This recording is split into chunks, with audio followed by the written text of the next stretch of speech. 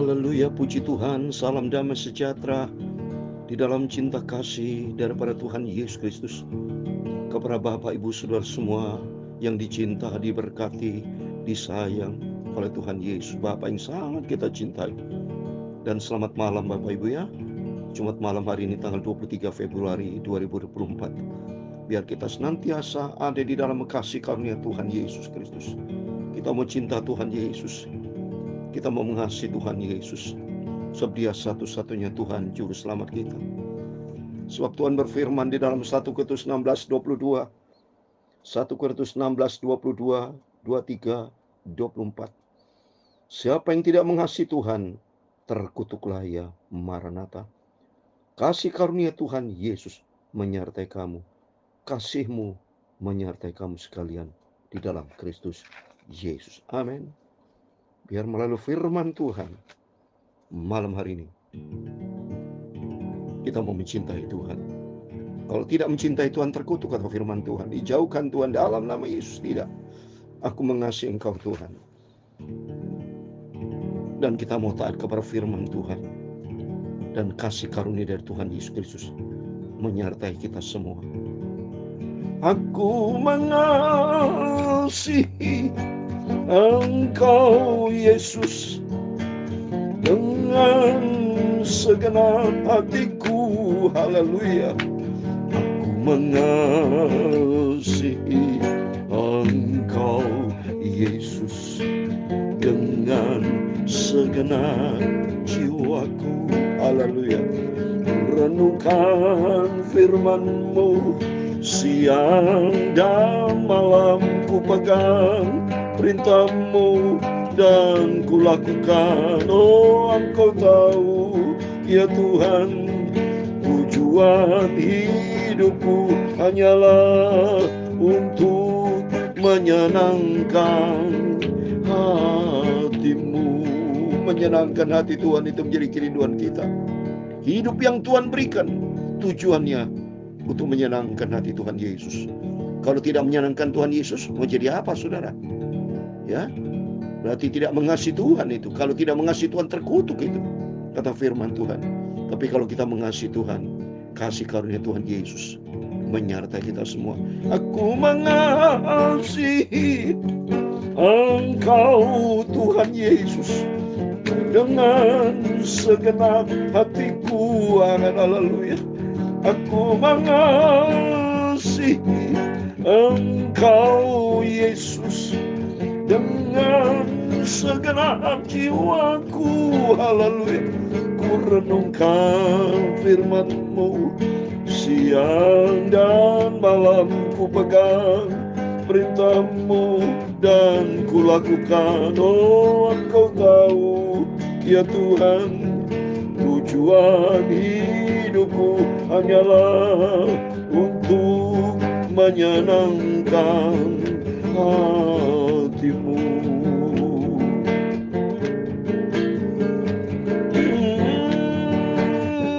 Dalam Kolose pasal 1 ayat 10, demikianlah firman Tuhan, sehingga hidupmu layak di hadapannya serta berkenan kepadanya dalam segala, dan kamu memberi buah dalam segala pekerjaan yang baik dan bertumbuh dalam pengetahuan yang benar tentang Allah. Engkau tahu ya Tuhan, tujuan hidupku hanyalah untuk menyenangkan hati-Mu. Amin, haleluya. Ya Tuhan, punya-Mu lah kebesaran dan kejayaan, kehormatan, kemasyhuran dan keagungan. Ya segala-galanya yang ada di langit dan di bumi. Ya Tuhan, punya-Mu lah kerajaan, dan Kau yang tertinggi itu melebihi segala-galanya sebagai kepala. Sebab kekayaan dan kemuliaan berasal daripada-Mu. dan Engkaulah yang berkuasa atas segala-galanya. Dalam tangan-Mu lah kekuatan dan kejayaan, dalam tangan-Mu lah kuasa membesarkan dan mengokohkan segala-galanya. Sekarang ya Allah, kami dalam nama Tuhan Yesus Kristus, kami bersyukur kepadamu dan memuji nama-Mu yang agung itu. Itulah Yesus Kristus Tuhanku. Ku renungkan firman-Mu siang dan malam, ku pegang perintah-Mu dan ku lakukan. Engkau tahu ya Tuhan, tujuan hidupku hanyalah untuk menyenangkan hati Tuhan Yesus. Amin, haleluya. Tuhan, sucikanlah mulutku ya Bapa. Sebentar kami layakkan baca firman-Mu. Sucikanlah pikiranku, sucikanlah hatiku, untuk firman-Mu ku simpan dalam hatiku. Ampunilah semua dosa salahku, semua kekilafanku Bapa. Aku orang berdosa, tidak ada arti apa-apa, tapi karena kasih anugerah-Mu, hidupku berharga dan mulia. Oleh karena Yesus cintaku, segala puji, hormat, kebesaran, ketinggian, kemuliaan, keagungan, kesempurnaan, kekudusan, tempat tertinggi di atas segala-galanya bagi Allah Bapa di dalam kerajaan surga. Dalam nama Tuhan Yesus Kristus kami sudah berdoa mengucap syukur. Amin. Haleluya. Selamat malam Bapak Ibu. Salam sejahtera di dalam cinta kasih daripada Bapa kita Tuhan Yesus Kristus. Bersukacitalah senantiasa di dalam Tuhan. Filipi pasal 4 ayat 4. Bersukacita, harus bangun hubungan sehat dengan Tuhan, saudara. Vertikal, horizontal, sehat. Secara vertikal dengan Tuhan Yesus, pencipta langit dan bumi, yang punya surga, yang punya hidup ini, yang punya segala-galanya. Ya? Sungguh saya cinta Tuhan Yesus. Saya ingin membangun hubungan sehat dengan Tuhan, membangun hubungan sehat dengan sesama, ya, dengan istri, anak-anak, dengan keluarga, dengan jemaat yang saya cintai, dengan rekan-rekan hamba-Mu Tuhan. Mari kita menjaga hubungan sehat, ya, pikiran sehat, perilaku kita sehat, tubuh, jiwa, roh kita sehat, ya, sehingga kehidupan kita berkenan. Karena kita hidup di dunia hanya satu kali, harus memiliki nilai tambah dalam hidup kita, punya added value, ya. Jangan sampai kita nilai minus, jangan menjadi beban orang lain, jangan pernah merugikan orang lain, menyakiti orang, jangan. Tapi kita berusaha kalau menyakiti orang, segera minta maaf dan lakukan perbaikan. Yang penting supaya hidup kita mencari perkenanan Tuhan, seperti firman Tuhan tadi dalam Kolose pasal 1 ayat 10, sehingga hidupmu layak di hadapannya serta berkenan kepadanya dalam segala hal. Layak dan berkenan dalam segala kepada Tuhan. Layak dan berkenan kalau hidup kita layak menjadi pelaku firman. Ini penting, saudara. Karena standar perkenanan Tuhan, standar kebenaran adalah Yesus sendiri, ada dalam firman Tuhan. Sehingga kalau kita layak berkenan kepada Tuhan dalam segala hal, ya, kita akan memberi buah. Dan kamu memberi buah dalam segala pekerjaan yang baik, ya. Jadi kalau kita hidup berkenan kepada Tuhan, standar firman, pasti kita akan berbuah dalam segala hal, berbuat cinta kasih, ya, berbuat apapun untuk kemuliaan Tuhan, dan kita bertumbuh di dalam pengetahuan yang benar tentang Allah, ya, bertumbuh seperti tadi saya katakan, standarnya firman Tuhan. Kalau kita menjadi pelaku firman, hidup di dalam SOP-nya firman Tuhan, kita bertumbuh secara sehat tentang Tuhan. Karena bicara tentang Allah tidak ada di buku lain selain di dalam Alkitab, ya. Semua kitab-kitab yang kita baca standarnya dari Alkitab, ya. Oleh karena itu mari kita senantiasa diisi tubuh jiwa kita, tubuh mulut yang Tuhan berikan seperti saya selalu diisi mulut saya dengan firman Tuhan. Pikiran saya, pikiran di atas firman Tuhan. Ya, pikiran perkara di atas dalam Kolose pasal 3:2. Pikirkanlah perkara di atas, bukan perkara di bumi. Coba nih, Kolose pasal 3:2. Pikirkanlah perkara di atas, bukan di bumi. Ya, di atas itu apa? Filipi pasal 4 ayat 8. Ya, Filipi pasal 4 ayat 8. Jadi akhirnya saudara-saudara semua yang benar, semua yang mulia, semua yang adil, ya, semua yang suci, semua yang manis, semua yang sedap didengar, semua yang disebut kebajikan dan patut dipuji.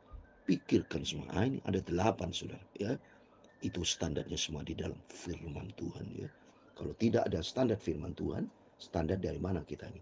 Ya, waktu kita bersyukur kepada Tuhan, biar hari kita dibentuk sesuai dengan kehendak Tuhan. Sesuai kehendak Tuhan, kalau kita menurut kehendak Tuhan. Amin. Mari kita kembali kepada firman Tuhan. Kita mau baca firman Tuhan. Haleluya. Puji Tuhan, malam hari ini kita sudah memasuki Injil Lukas. Saya mau baca hanya 4 ayat karena ada penjelasan, saudara ya. Karena Injil Lukas pasal 1 ayat 1-4 nanti saya mau jelaskan. Jadi Injil Lukas, Injil Matius, Markus, Lukas disebut Injil sinoptik karena memiliki suatu pandangan yang sama.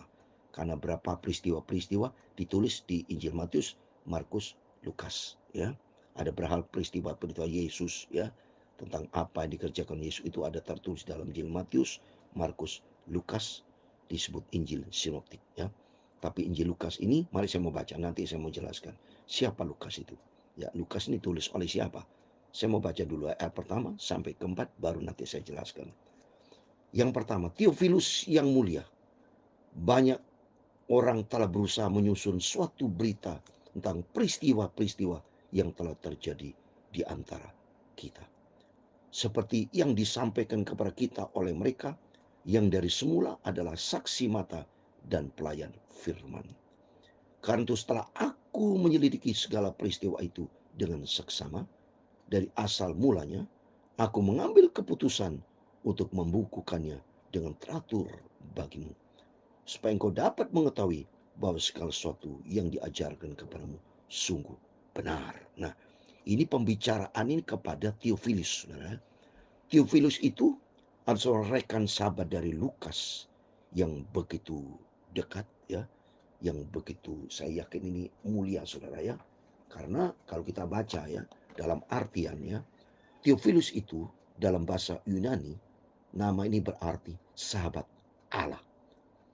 Ada yang berpendapat bahwa yang disapa di sini adalah segenap pengikut Kristus. Pendapat lain menyatakan bahwa Theophilus adalah seorang pegawai pemerintah Roma atau seorang yang berpengaruh yang membiayai penulisan Lukas ini serta penyebaran Injil Lukas. Jadi Lukas ini sebetulnya adalah seorang tabib, saudara. Berdasarkan di dalam Kolose pasal 4, tabib, ya, dokter. Karena Rasul Paulus katakan di dalam Kolose pasal 4 ayat 14, saya mau baca nih, Kolose pasal 4 ayat 14. Salam kepadamu dari tabib Lukas yang kekasih dan dari Demas, ya. Jadi ini juga sahabat dari Rasul Paulus ini, ya. Jadi Lukas ini seorang dokter, tabib yang menulis, jadi penulis Injil Lukas adalah Lukas sendiri, ya. Jadi jelas ya. Injil Lukas ditulis oleh Lukas seorang tabib, ya, yang dia tulis kepada Theophilus yang dikatakan tadi sahabat yang mulia, ya. Jadi sahabat dari Allah yang begitu dekat, intim dengan Lukas. Dia melaporkan, ya, peristiwa-peristiwa yang benar supaya dapat segala sesuatu diajarkan kepadamu sungguh benar. Seperti jadi ini penulisnya. Jadi karena dia bilang ayat ketiga, karena itu setelah aku menyelidiki segala peristiwa itu dengan seksama. Jadi kalau kita bicara Injil Lukas ini, saudara, Lukas ini ditulis kurang lebih, ya, tanggal penulisan sekitar tahun 60 sampai 70-an sebelum. Artinya sesudah Masih, ya. Jadi sebelum kita lahir maksudnya, ya. Waktu saya, jadi kalau kita sekarang tahun 2024, berarti tahun 60 sampai 70-an. Kita sama-sama belum lahir, ya.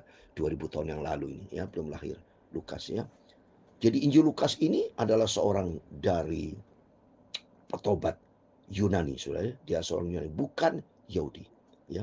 Satu-satunya orang bukan Yahudi yang menulis sebuah kitab di dalam Alkitab, ya. Jadi surat-suratan semua ini, Lukas menulis Injil Lukas ini kepada orang, dia ditujukan kepada orang-orang bukan Yahudi, guna menyediakan suatu catatan yang lengkap dan cermat tentang segala sesuatu yang dikerjakan, diajarkan Yesus. Contoh, ya, dia bicara tentang Yesus Juru Selamat tertulis dalam Injil Lukas pasal 2 ayat 11. Jadi banyak lengkap dia nulisnya, saudara. Ditujukan kepada orang bukan Yahudi. Ya, contoh, ini firman Tuhan. Dia cerita lengkap tentang kelahiran Yesus. Ya, lebih lengkap daripada Injil Matius, Markus. Ya, contoh di sini dikatakan Injil Lukas pasal 2 ayat 11 dikatakan, dari ini telah lahir bagimu Juru Selamat, yaitu Kristus Tuhan di kota Daud. Dan dia cerita tentang kelahiran Yohanes Pembaptis, ya. Dan di situ juga berkaitan dengan Maria, ya. Jadi lengkap ini, saudara, ya, Injil Lukas ini. Jadi kita baca Injil Lukas ini, puji Tuhan, sehingga demikian kita lebih paham, ya, tentang apa yang telah ditulis. Dan rupanya Lukas ini satu-satunya memang bukan Yahudi yang menulis sebuah kitab di dalam Alkitab. Roh Kudus mendorong dia untuk menulis kepada Theophilus, yang artinya seorang yang mengasihi Allah atau sahabat Allah, guna memenuhi suatu kebutuhan dalam jemaat yang terdiri orang-orang bukan Yahudi, akan kisah yang lengkap mengenai permulaan kekristenan. Ya, kisah ini terdiri dari dua bagian, yaitu tentang kelahiran, kehidupan, dan pelayanan, kematian, kebangkitan, dan kenaikan Yesus dalam tertulis dalam Injil Lukas, ya, dan pencurahan Roh Kudus di Yerusalem, dan perkembangan selanjutnya di gereja mula-mula, ya. Dan surat-suratan Rasul Paulus, kita mengetahui bahwa Injil Lukas adalah seorang saudara yang kekasih, kalau kita sudah baca tadi dalam Kolose pasal 4 ayat 14, ya. Lukas adalah penulis yang terampil, sejarawan yang teliti, dan teolog yang diilhami oleh Roh Kudus. Dia juga berpendidikan tinggi karena dia seorang dokter, ya. Beda dengan Markus, ya. Kalau Markus menulis sebuah Injil yang singkat bagi gereja di Roma, kalau itu Markus, ya. Demikian juga Injil Matius, ya. Jadi semuanya itu ditujukan untuk Tuhan. Kalau menulis Injil Matius, menulis Injil pertama-tama bagi orang Yahudi, jadi beda, saudara. Kalau Injil Matius, ya, menulis Injilnya pertama untuk bagi orang Yahudi, tapi kalau Lukas, ya, bukan orang Yahudi, ya. Jadi ini masing-masing punya karakter, ya, dan dia banyak berbicara tentang Yesus, dan ini adalah seorang petobat dari Yunani, ya. Dan Lukas ini memang menunjukkan surat-suratnya kepada orang bukan Yahudi, ya, dan kepada Theophilus yang dia kasihi, sahabat dekatnya, di mana saya yakin mungkin, ya, Theophilus ini seorang yang cukup kaya mungkin, yang membiayai sehingga dikatakan terhormat, yang mulia, dikatakan dia Theophilus yang mulia. Dan ini sama juga dengan Kisah Rasul, saudara. Kalau kita buka dalam Kisah Rasul, ya, supaya jelas, ya, Bapak Ibu, ya. Jadi saya ceritakan dulu kisahnya dulu supaya jelas nanti. Di Kisah Rasul pasal 1 juga ayat yang ke-1 bicara, hai Theophilus, dalam bukuku yang pertama. Bukuku yang pertama. Jadi siapa itu buku yang pertama? Ya, kitab Lukas, Injil Lukas, ya. Ya, pertama, aku menulis tentang segala sesuatu yang dikerjakan dan diajarkan Yesus. Jadi ditujukan kepada Theophilus ini dua kitab, ya, Injil Lukas dan Kisah Rasul. Makanya Kisah Rasul ini ditulis juga orang yang sama penulisnya adalah Lukas, tabib dokter, ya. Jadi jelas, Bapak, ya. Ini nanti supaya saya enak menjelaskan berikutnya. Besok malam kita akan baca dari ayat 5 dan selanjutnya. Karena Injil Lukas pasal pertama ini cukup panjang, ya. Ini memiliki ayat, saya lihat ini 80 ayat, ya. Luar biasa. Oleh karena itu mari kita mau setia sama Tuhan. Kita cinta Tuhan seperti Lukas ini. Dia cinta Tuhan. Dia menulis kisah-kisah tentang Yesus dan mencatat dengan seksama. Dia katakan di sini, segala peristiwa dengan seksama dari asal mulanya. Aku mengambil keputusan untuk membukukannya. Ini untuk membukukannya. Dia nulis ini dengan tentang Yesus. Berarti dia cinta Tuhan Yesus. Oleh karena itu mari, ini bukan orang Yahudi, orang Yunani. Kita juga adalah bangsa Indonesia, bukan orang Yahudi. Tapi Lukas dia cinta Tuhan. Demikian buat kita. Mari kita mau cinta Tuhan sesuai dengan tadi pujian. Aku mengasihi Engkau Yesus. Dan dalam 1 Korintus 8 ayat 3, orang yang mengasihi Allah itu dikenal sama Tuhan. Mencintai itu bukan hanya dengan mulut, tapi dah pengorbanan. Pengorbanan apa, Bapak Ibu, yang sudah kerjakan? Mari kita mau lakukan yang terbaik. Mumpung kesempatan masih ada, Tuhan berikan kita hidup, kesempatan, lakukan yang terbaik. Kalau menjadi jemaat Tuhan, jadilah jemaat yang aktif, bukan menjadi jemaat yang pasif.